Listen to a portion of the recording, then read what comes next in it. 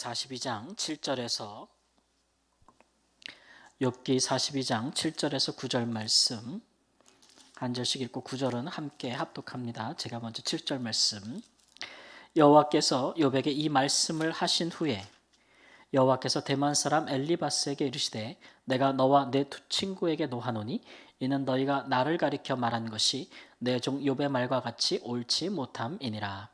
그런즉 너희는 수소 7과 순양 7을 가지고 내 종 욥에게 가서 너희를 위하여 번제를 드리라. 내 종 욥이 너희를 위하여 기도할 것인즉 내가 그를 기쁘게 받으리니 너희가 우매한 만큼 너희에게 갚지 아니하리라. 이는 너희가 나를 가리켜 말한 것이 내 종 욥의 말 같지 옳지 못함이라. 이에 대만 사람 엘리바스와 수아 사람 빌닷과 나아마 사람 소발이 가서 여호와께서 자기들에게 명령하신 대로 행하니라. 여호와께서 욥을 기쁘게 받으셨더라. 아멘. 하나님께서 욥에게 말씀하신 후에 엘리바스를 비롯한 친구 2명에게 처음에 찾아왔던 친구 욥의 친구 3명에게 하시는 말씀이 너희가 나를 가리켜 한 말이 욥이 말한 대로 옳지 못하다 이렇게 얘기했습니다. 친구 3사람의 말에 대해서 욥은 다 너희가 옳지 못하다고 이야기했거든요. 너희 말이 옳지 못하다. 옳지 못하다라는 말의 히브리 원어를 분석해 보면 어떨 때 사용하냐 하면 이제 너희 말이 정직하지 못하다. 혹은 진실하지 못하다. 올바르지 못하다. 이럴 때 사용하거든요. 그런데 우리가 이제 욥의 세 친구의 말을 들어보자면 그들은 뭐 전체적으로 하나님의 공의에 대해서 굉장히 많이 강조하지 않았습니까? 하나님께서는 악인을 반드시 심판하시며 이 세상에 있을 때라도 하나님은 악인을 반드시 멸하신다. 그가 형통하고 성공한 것 같으나 하나님께서 그의 죄를 낱낱이 다 보시고 결국 그에게 그 대가를 물으신다라는 것에 대해서 이야기를 했습니다. 그러나 의인은 그렇지 않고 의인은 계속해서 번성할 것이고 의인은 형통할 것이고 이제 복을 누리게 될 것이다 이런 얘기죠. 그리고 나서 욥을 보니 너의 지금 고난을 당한 것을 보니 네가 재난을 당한 것을 보니 네가 악인의 마지막 모습 같아 이런 얘기죠. 그러니까 회개하여야 할지니라 이제 이런 말들을 했단 말이에요. 근데 이게 욥을 향하는 말이라는 것을 우리가 대상을 제외시켜 놓고 보면 그냥 하나님에 대해서 욥에게 이 말을 한 게 아니고 그냥 그들이 하나님에 대해서 한 말이라고 생각해서 떼어놓고 보면 틀린 말은 없어요. 그렇죠? 심지어 우리는 이제 우리 성경 구절에 이 욥기의 이 세 친구들이 한 말들의 일부 구절을 따서 우리가 되게 좋아하는 말씀에 들어가기도 합니다. 그러니까 떼놓고 보면 하나님의 공의로우심, 하나님이 악인을 심판하신다는 것도 맞거니와 또 하나님께서 의인에게 복을 주신다는 말씀도 맞지 않습니까? 틀린 것은 아니지 않습니까? 그런데 욥은 너희들의 말이 틀렸다 그랬어요. 틀린 이유는 하나죠. 그 말을 엉뚱한 사람에게 적용했기 때문에 그렇습니다. 그럴 때 우리가 틀리다고 이야기하잖아요. 근데 하나님도 그 부분에 대해서는 욥을 편을 들어준 거예요. 그러니까 너희들의 말과 같이 욥이 악인이기 때문에 이러한 재난과 고난을 당한 것은 아니다라는 거죠. 그러니까 적용이 잘못했다라는 거예요. 그 일에 대해서 이제 욥의 세 친구들의 태도가 마음이 정직하지 못했다. 또 그들의 말이 진실하지 못했다. 먼저 정직하지 못했다라는 말에 대해서 한번 생각해 볼까요? 우린 욥의 친구들이 얼마나 거친 언사로 그 욥을 몰아붙였는지를 보았습니다. 이것은 다 네가 자초한 것이다. 이것은 네가 네 죄악이 이런 일을 당할 만한 것이 있지 않나. 이실직고하라 라는 말을 할 뿐만 아니라 본디 네가 출생이 천한데 출생이 악한데 좋지 못한데 결국은 그것이 그대로 드러나는 것이 아니냐 이런 이제 출생까지 건들기도 하고 또 가족도 건드렸죠. 네 자녀가 다 죽은 거 네 자녀들이 죄졌기 때문이야. 네 몰랐어? 그러면서 네 새끼들이 죽은 거 네 새끼들이 다 죄졌기 때문에 이런 말도 했고 그보다 더 심한 말도 많이 했습니다. 너는 아주 영영이 멸망당해야 돼. 너는 진짜 영영이 심판당해야 돼. 뭐 이런 말. 굉장히 거치고 이건 뭐 입에 좀 담을 수 없는 굉장히 모독적인 말을 한 것이죠. 그런 말들 속에서 우리가 이제 되새겨보고자 하는 욥의 세 친구들의 마음 중심의 동기가 어땠냐는 거죠. 그러니까 그들이 처음 왔을 때처럼 정말 욥의 고난에 대해서 고통을 같이 느끼고 그를 위로하고자 함이었던 마음은 아니었다는 거죠. 그러니까 계속 그걸 살펴보지 않았습니까? 그런 동기라면 어떻게 이런 말을 쏟을 수가 있을까요? 특별히 그들은 욥이 행하였다고 생각되는, 추측되는, 그들이 이런 재앙을 당했으면 이런 죄를 졌을 거라고 얘기하는 것 중에 하나도 증거를 대지 못했고, 시간이 갈수록 욥과 논쟁할수록 욥이 어떤 뚜렷한 죄를 졌다는 것에 대해서 아무런 근거를 제시하지 못했기 때문에 그 논쟁에서 누가 이겼습니까? 욥이 이겼다는 것을 우리는 알고 있거든요. 그럼에도 불구하고 그들이 이렇게 몰아붙인 것은 정직하지 못했다. 특별히 하나님을 거기에 이용한 거예요. 그러니까 이들의 마음에는 욥을 정죄하고 판단하고 조롱하고 희롱하고 욥을 정말 비난하고자 하는 동기가 더 강했다는 거죠. 그런 마음이. 그래서 이제 그런 그 마음의 동기로서 하나님의 공의로우심을 가지고 왔다는 거예요. 하나님의 공의로운 분은 맞죠. 그런데 그것을 가지고 와서 엉뚱한 사람한테 회초리를 때리는 거예요. 그러면은 이거는 하나님에 대해서 정직하지 못하다는 거예요. 하나님은 욥이 죄를 이럴 만한 일을 죄를 졌지 않았다고 생각하고 있는데 자기들의 목적을 위하여 이용하는 거잖아요. 하나님에 대해서. 그건 하나님에 대해서 정직하지 못한 겁니다. 그런 부분들에 대해서는. 이렇듯 사람이 하나님을 자기의 목적대로 사용하려고 하는 것들이 굉장히 많죠. 이런 예들은 이제 우상 숭배에서 우리가 볼 수 있잖아요. 우상이라는 것은 우리 하나님처럼 생명이 있거나 말을 하시거나 뜻이 있거나 그러지 않지 않습니까? 그러니까 사람이 자기가 원하는 소원대로 원하는 것을 얻기 위해서 우상들은 섬기는 예법도 사람이 정하고 그 자기가 원하는 대로 능력만 있는 게 우상 아니겠습니까? 그러니까 하나님에 대해서 그렇게 갖고 와서 자기네 원하는 목적대로 그들이 원했던 것은 욥보다 우리가 더 의롭다는 거죠. 되게 웃겨요. 욥이 나는 죄진 것이 없고 나는 의인이다라는 말에 대해서 엄청 열받아 하지 않습니까? 막 공격을 해요, 거기에 대해서. 근데 사실은 그 뒤에는 어떤 마음이 있어요? 너보다 우리가 의롭다는 것이요. 그 증거는 너는 고난을 당하고 있고 우리는 고난을 당하지 않고 있다는 겁니다. 이런 누명은 예수님도 많이 쓰지 않았습니까? 너는 그렇게 고난을 당하고 이방인의 손에 못 박혀서 죽으니 너는 죄인이라는 거죠. 네가 의인일진데 어찌 스스로를 구원하지 못하겠으며 네가 의인일진데 어찌 십자가에서 스스로 내려오지 못하느냐. 그러므로 너는 인정할 수 없다. 이게 이제 같은 굴레라는 거예요. 그 마음에 그런 게 있다는 거죠. 그래서 그것이 하나님 앞에 정직하지 못하다. 우리 하나님은 이렇게 사람에 의해서 조종당하거나 마음껏 이용당하거나 사람이 하나님의 이름을 망령되이 일컫는 것들에 대해서 하나님께 죄 없다 하지 아니하리라 십계명에도 말씀하셨지 않습니까?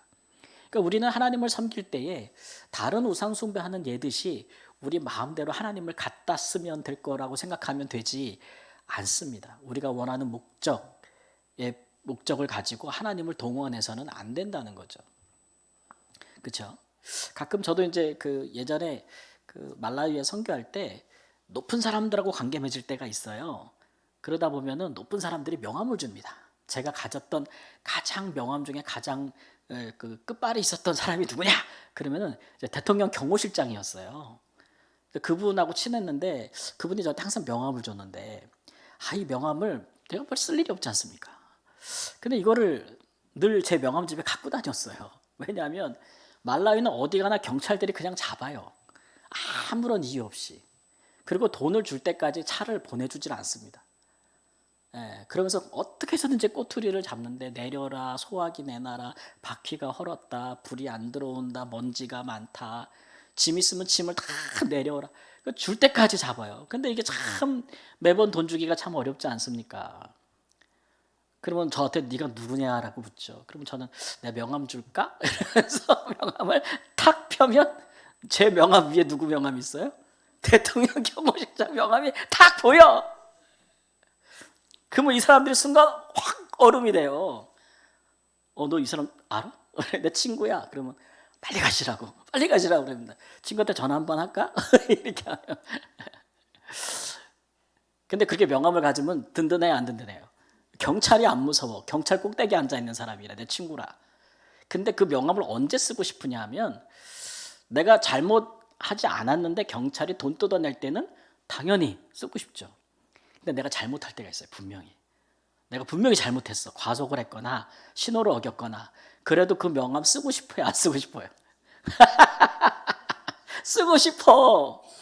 이거는 또 여러분, 후진국에서는 차가 굉장히 고가품에 속하기 때문에 사치품에 차값도 엄청나게 비싸지만 그 범칙금도 엄청납니다. 근데 이 범칙금은 어디에 뭐 제가 받을 수 있는 방법이 없으니까 제 돈 나가야 되는 거냐? 아깝잖아요. 그러니까 내가 잘못했을 때라도 그거 쓰고 싶은 욕구가 나온단 말이에요. 그러면 그 사람의 이름을 내가 뭐 하는 거예요? 그 권위와 그 이름을 내가 뭐 하는 거예요? 악용하는 거죠. 나를 덮기 위해서, 내 잘못한 거를 가리기 위해서. 그런 신뢰처럼 우리가 하나님을 그렇게 쓸 때가 있다니까요. 예. 그래서 그 부분에 하나님 앞에 정직하지 못하다라고 하는 말이고, 또 하나는 이제 진실하지 못하다, 너희들 말이. 그러니까 자기들의 말이 욥에게 해당되지 않는다는 것을 느끼면서도 욥이 인정하지 않자 점점 더 거세지는 거죠. 그래서 이거는 나중에는 무슨 정말 진실 게임이 아니라 억하심정이 되는 거예요. 감정 싸움이 되는 겁니다. 그러다 보니까 처음에는 부드럽게 나가던 말들이 나중에는 더 차마 이 친구 사이가 맞아? 라고 할 정도로 이제 다 건드리는 거예요. 막 출생부터 어머니부터 자식부터. 그런 말 들으면 여러분 어때요? 네. 그 마음이 용서가 안 되잖아요. 용서가 안 되잖아요. 네. 그러니까 욥이 나중에 막 하나님 앞에 억울함을 토로하면서 항변하면서 어떻게 나를 이런 상황에 두십니까? 하나님 어떻게 하나님 이렇게 하셨습니까? 라고 따지게 드는 것도 부추기는 이들이 있기 때문에 그런 거죠. 사실은 욥은 처음에 그렇게까지 안 했잖아요. 그런데 옆에서 계속 너는 나쁜 놈이야, 네가 죄인이야, 네가 하나님을 얼마나 함께 잘못했으면 하나님이 너한테 이렇게 해라고 하나님의 이름을 들먹거리니까 욥도 이제 거기에 자극을 받는 거 아닙니까? 그러다 보니까 넘지 말아야 될 섬을 아슬아슬하게 넘어가는 말까지 넘어가는 거예요. 예. 근데 이 부분에 대해서 우리 하나님이 욥과 그 세 친구들은 정직하지 못하고 진실하지 못하다. 이 얘기는 위선적이란 얘기예요. 그리고 외식적이란 얘기예요. 결국 하나님을 동원해서 온갖 좋은 말들을 했지만 결국 너를 위한 거 아니냐. 하나님을 위한 말도 아니고 욥을 위한 말도 아니고 너희들의 의를 자랑하기 위해서 하는 말이다. 욥을 대하여서. 근데 마지막 내 친구 엘리후 제일 젊은 사람은 하나님을 위해 변론했기 때문에 하나님이 그에 대해서 책망하지 않습니다. 근데 욥을 빠져들고 욥은 막 선을 넘어요. 하나님 앞에 나중에 가면 자기가 의로우니까 하나님이 불의하다는 듯이 그러니까 직접적으로 말은 안 하지만 하나님 나는 의로운데 내가 왜 이런 고난을 받아야 됩니까? 이유가 없지 않습니까? 라는 말의 뉘앙스 속에는 그런 나한테 의인인 나에게 이런 하나님께서 이런 고난을 줬으니까 하나님도 좀 이거 말은 안 하지만 이제 그게 들어있는 거 아니겠어요? 우리가 윗사람한테 얘기할 때 종종 그런 식으로 간접적으로 불면을 토로할 수 있는 거잖아요, 그렇죠? 심지어는 막 하나님 앞에 막 답답해서 막 우리가 얘기했듯이 막 하나님과 나 사이에 중재자가 있었으면 좋겠다, 중보자가 있었으면 좋겠다 이런 말들은 다 하나님이 못 알아먹는구나 지금 내 입장을 모르는 거 막 이런 표현이 되기도 하거든요. 근데 우리 하나님이 거기에 대해서 옳지 못하다는 얘기는 안 하는 거예요. 그 얘기는 뭐냐면 욥은 적어도 그런 고난 상태에서 정직했다는 거예요. 하나님 앞에 진실했다는 거예요. 그러니까 그 위선 떨지 않았다는 거죠. 여러분 우리가 진짜 힘들면 하나님 앞에 이게 그 위선 떨 수 있어요? 아마 우리가 하나님 앞에 가장 진실하고 정직한 순간들은 정말 코너에 몰렸을 때가 아닌가 싶어요. 그때만큼 우리가 정말 하나님 앞에서 뭐 다른 거 다 떼고 정말 뭐 어린아이처럼 사실 부르짖게 되지 않습니까? 오늘도 어떤 목사님 만나가지고 이렇게 교제를 하다가 그 목사님이 교회를 하시면서 목회에 굉장한 어려운 순간이 있고 너무너무 힘들 때 하나님 앞에서 아이 앞에 살려달라고 울었대요. 살려달라고 울었다. 나이 다 40 넘고 50 다 돼가는 사람이 하나님 앞에 어린아이처럼 살려달라고 말을 하는 순간에 그 순간에 거기에 위선이 있겠습니까? 거기에 외식이 있겠습니까? 없지 않습니까? 근데 우리 하나님을 사실은 우리가 그렇게 고난이라는 시험이라는 코너에 몰리지 않고도 사실은 우리는 하나님을 그렇게 솔직하고 정직하게 진실하게 대면하는 법을 배워야 됩니다. 우리가 살다 보면 사람들한테 좀 그럴 때가 있거든요. 내 마음에서 일어나는 진짜 정직하게 있는 말 다 해보세요. 내 마음에서 있는 생각 다 하면 그 사람도 상처받고 막 그러겠죠. 그러니까 적당한 눈가림이 필요하잖아요. 우리는 그래도 안 그런 척, 안 그래도 그런 척 하는 게 서로에게 상처가 좀 덜 되지 않습니까? 그렇죠? 근데 그게 우리한테 너무 익숙해 버리면 그게 하나님한테도 그렇게 되고 사람한테도 그게 아주 굳어지게 되면은 우리는 정직하고 진실한 관계를 맺을 수가 없지요. 또 그런 기도로 하나님 앞에 무엇을 응답받을 수 있겠습니까? 그런 부분에 있어서 우리는 좀 정직한 마음, 다윗이 항상 하나님께서 인정했던 게 정직한 마음이었다 그러지 않습니까? 그리고 정직한 마음에서 나오는 진실한 말, 그런 게 굉장히 우리의 신앙 인격에 중요하다고 말씀하고 계시는 거죠. 예. 제가 이제 한번 말라에서 한인교회를 목회하다가 좀 오늘 말이 길어지네요. 찬양을 조금 했으니까. 예, 한인교회에서 목회를 하다가 저희 집사람하고 이 부분에 대해서 결정적으로 좀 우리가 앞으로는 절대 정치적인 의도나 외식적인 말이나 이런 걸로 사람을 대하지 말자. 교회를 섬길 때. 이게 정한 적이 한 번 있어요. 그 교회를 처음에 딱 이렇게 부임해서 갔는데 몇 명 없는데 그 중에서도 저를 굉장히 까닭없이 싫어하는 사람들이 있었거든요. 저희를. 근데 그 사람들을 대면하면서 문제를 풀어가면서 우리도 모르게 자꾸 수를 쓰게 되는 거예요. 이렇게 하면 이렇게 하겠지? 이렇게 하면 이렇게 방어해야 되겠다. 이런 마음을 품고 있지 않을까? 그럼 나는 이렇게 해야지 우리는. 뭐 자꾸 말리게 되는 거예요. 말리게. 그렇게 되면서 어느 순간에 내 마음에 이제 하나님을 향한 정직과 순수함이 사라지고 있는 거죠. 굉장히 이제 고도의 통치 행위를 하게 되는 겁니다. 예. 그러다 보니까 기도도 죽어가고 교회 안에 남는 거는 술 수밖에 없는 거고 몇 사람 아는 데서 네 편 만들고 내 편 만들고 막 변명 만들고 이렇게 돼요. 그렇게 되면은 서로 말을 하잖아요. 그 말을 믿지 않습니다. 그렇죠? 그 말 뒤에 다른 뜻이 있다는 걸 다 알게 되죠. 알게 되죠. 그러다 보면 서로 진실한 관계를 맺을 수가 없어요. 근데 목회자들도 성도들을 대할 때 그러한 유혹이 많이 와요. 많이 유혹. 근데 그게 계속되면은 서로 알게 됩니다.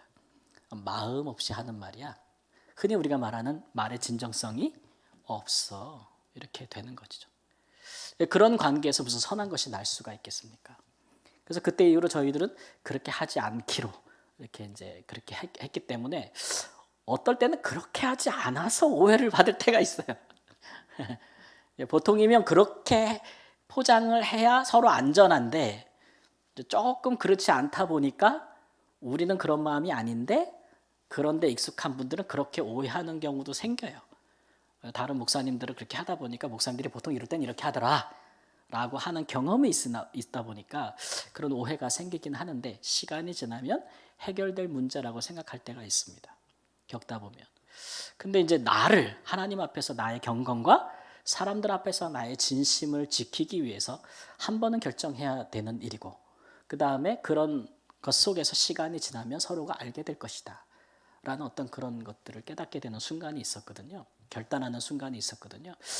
우리가 다 이제 그런 부분에 대해서 한번 생각해 볼 필요가 있죠.